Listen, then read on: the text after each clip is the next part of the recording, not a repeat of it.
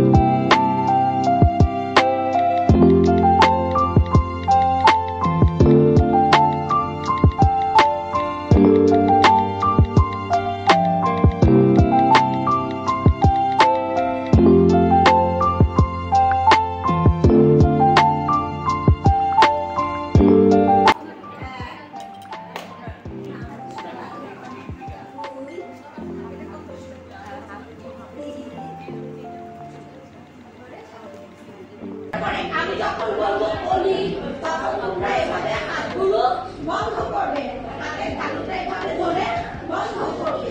যখন বলবো ফুল তখন আমরা ফুলটা দেখেছি, আমরা এভাবে হাত থেকে ফুলটা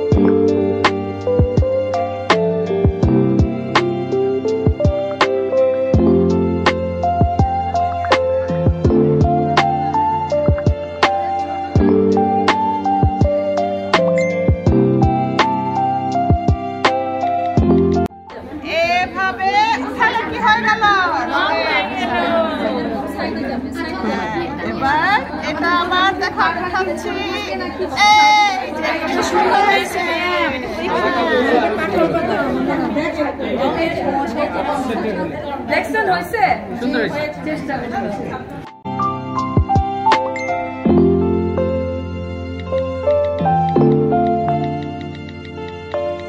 তারা পরবর্তী দিন যখন সংগ্রহ করে আনবে, মানে যেদিন আমরা ক্লাসটা নিব সেদিন কাগজগুলো আমি ওদের কাছ থেকে সংগ্রহ করবো, সংগ্রহ করে আনার পরে সকল শিক্ষার্থীদের মাঝে ওটা এক এক করে বিতরণ করবো।